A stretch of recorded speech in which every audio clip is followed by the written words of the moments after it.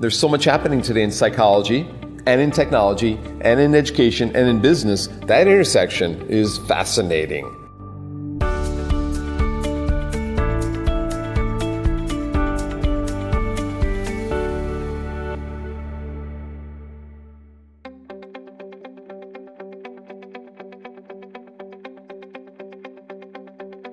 Yes, my bio is a he does stuff just because having been a former accountant and then a former educational psychologist and now instructional technology, I have my fingers in a lot of different pies. What am I known for? I guess mostly it's helping people to teach online and think about becoming more creative in their pedagogies. So I'm trying to distill a lot of information, synthesize a lot of information, so that others don't have to read everything out there. I try and keep a little bit of a pulse on what's going on in different countries and bring people together for symposiums and panels so that we can share ideas. So sharing is extremely important to me, and you'll notice a lot of my websites have the word share in them. Publication, share. Training, share. Survey, share. So I believe in the power of sharing. I was publishing as many articles as I can in open access journals. And I found that those are the articles that tend to be cited. And those are the ones, if I have a book, for instance, in the past, I'd ask for one chapter to go up free to the world. Again, those would be the ones that would be cited, the one that was free to the world. It was a way to have an influence in other places and extend the network. There are many reasons why one would share contents, whether it's a journal article, whether it's a part of a research project or proceedings, or whether it's an entire book or just a chapter of a book. There are different reasons for all of that. I would say also, I can then use that book in my classes and my students don't have to pay any book fees. If you have a free and open access book, it has a greater opportunity to be translated in a quicker fashion and influence folks in parts of the world you might not ever travel to. And part of it's to make an impact. And I think we all want to make an impact in some way. We want to make a dent. We want to have something that we can write home about to our mothers and our fathers and say, hey, you know, actually something I wrote actually was not just bought by 100 people or 1,000 people or whatever most books in academia are, you know, 1,000, but actually was downloaded 90,000 times. Contents are today available for classes and for our research and for our training of others, our professional development endeavors. And so, given that, there's got to be a lot of caveats and guidelines for the plethora of data that's in front of us today. For me, what I do is I take a screenshot. I save the URL. It's a way for me then to search back through and, this same idea about robotics has come up before, this idea about blended learning, or this idea about augmented reality and lenswear. The second is have students evaluate what you did find and made available to them. You can maximize those things that tend to be highly popular and minimize those things that are not.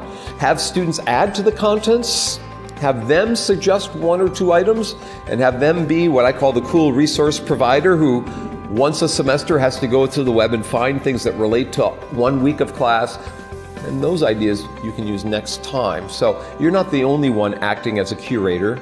Your students can be, prior students can be, other faculty who teach the same class can be, and when you get all those players making a contribution, you start to see some themes and patterns emerge. That was not easy. It was also in some ways not hard. It was not easy from the standpoint in that I had to take psychology classes to get into graduate school, and those included some television courses and correspondence courses, some face-to-face courses. It was a combination. Also being in a cube farm, you know, and just being constrained to those who you can help. When you're an accountant, you're a watchdog for the organization. You're not allowed to share.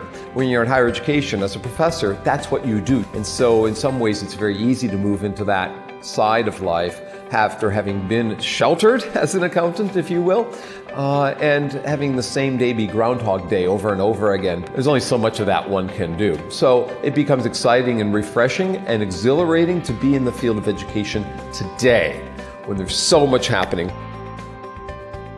Evolution of e-learning, and just learning in general, over the past 3 or 4 decades has moved from being very didactic, instructor-centered, to one that is much more focused on the learner and the teacher's role as a guide in the learning process.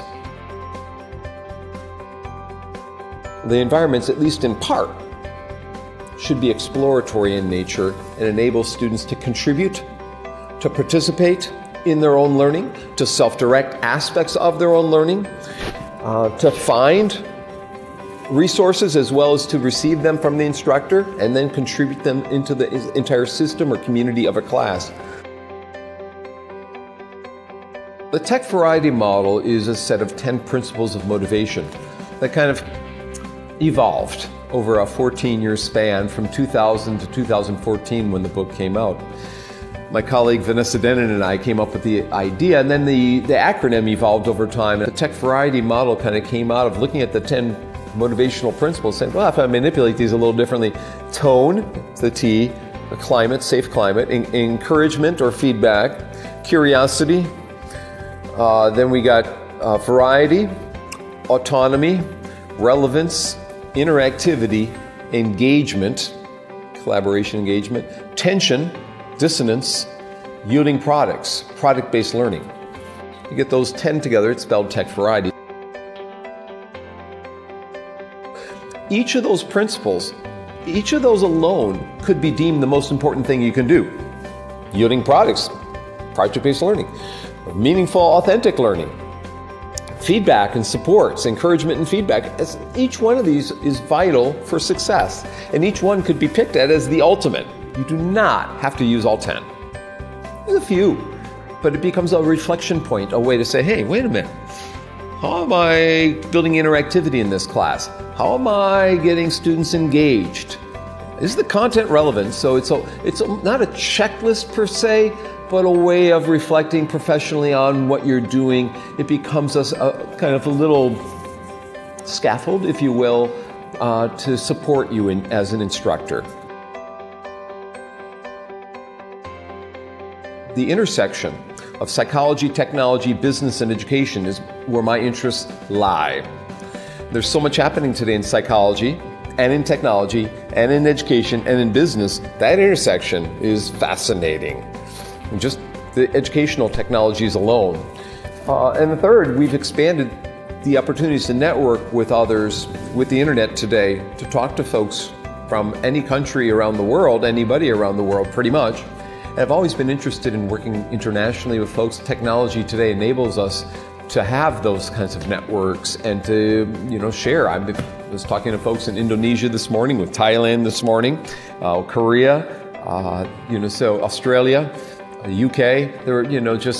There's so many learning-related changes happening, and people whose lives are being changed. Communicating what you found or what you've done to make your contributions to this space is a critical skill.